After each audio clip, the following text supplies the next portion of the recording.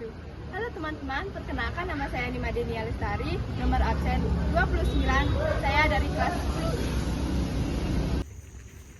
10. Baik teman-teman, sebelumnya apakah kalian tahu apa itu pemanasan global dan efek rumah kaca? Kalau kalian belum mengetahuinya, mari simak video berikut ini. Nah, jadi pemanasan global itu atau global warming adalah suatu proses meningkatnya suhu rata-rata di bumi. Periode perubahan iklim juga pernah terjadi di masa lalu. Namun, perubahan iklim yang terjadi pada saat ini jauh lebih cepat dan bukanlah dikarenakan oleh sebab-sebab alamiah. Nah, jadi saya akan menjelaskan faktor-faktor yang mempengaruhi terjadinya pemanasan global. Nah, faktor yang pertama yaitu sampah plastik. Sejumlah penelitian menyebutkan bahwa saat sampah plastik terkena sinar matahari dan rusak, maka sampah tersebut akan mengeluarkan gas metana dan etlana. Perlu dipahami bahwa gas metana bisa menyebabkan perubahan iklim dan hal lain yang berhubungan dengan peningkatan resiko pemanasan global.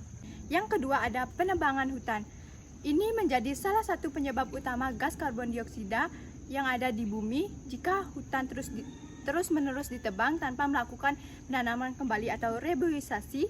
Kandungan gas karbon dioksida juga semakin tidak dapat dibendung jumlahnya. Yang ketiga ada polusi udara. Polusi udara adalah salah satu penyebab terjadinya pemanasan global, terutama asap kendaraan bermotor akan mengeluarkan gas-gas rumah kaca. Besarnya jumlah gas rumah kaca yang dilepaskan ke atmosfer dapat menyebabkan bumi lebih panas. Dengan terjadinya pemanasan global, berbagai parameter iklim akan terganggu sehingga dalam jangka panjang akan mengalami perubahan yang bersifat tetap. Baik, selanjutnya ada efek rumah kaca. Efek rumah kaca adalah suatu fenomena yang menunjukkan terperangkapnya panas matahari oleh atmosfer bumi. Keberadaan efek tersebut membuat suhu di bumi tetap optimal untuk kehidupan dan tempat tinggal berbagai makhluk hidup. Selanjutnya saya akan menjelaskan faktor efek rumah kaca. Yang pertama, gas yang dihasilkan dari pembakaran bensin yang menyebabkan efek rumah kaca adalah karbon dioksida. Karbon dioksida juga dihasilkan dari kegiatan yang menggunakan bahan bakar kayu, batu bara, gas alam, minyak bumi, serta pembakaran hutan. Sebenarnya, gas karbon dioksida ini bukanlah suatu masalah.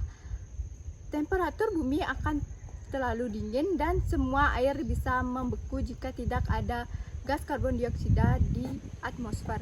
Namun, kadar karbon dioksida yang berlebihan dan dapat menyebabkan semakin banyak panas yang diserap dan dipantulkan kembali ke bumi.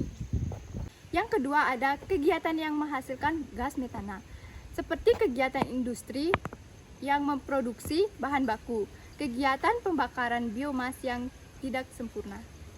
Yang ketiga ada aktivitas yang menghasilkan nitrooksida. Aktivitas yang menghasilkan nitrooksida contohnya adalah pemakaian pupuk nitrogen yang berlebihan dalam menanam padi. Faktor lain yang menyebabkan kenaikan suhu di bumi adalah lapisan ozon di atmosfer yang semakin tipis. Lapisan ozon ini bermanfaat untuk melindungi dari radiasi langsung dari sinar matahari ke permukaan bumi yang dapat merugikan keberadaan makhluk hidup. Baik teman-teman, tadi saya sudah menjelaskan pengertian pemanasan global dan efek rumah kaca dan saya juga sudah menjelaskan faktor-faktor yang mempengaruhi pemanasan global dan efek rumah kaca. Baik, selanjutnya saya akan menjelaskan perbedaan dari efek rumah kaca dan pemanasan global.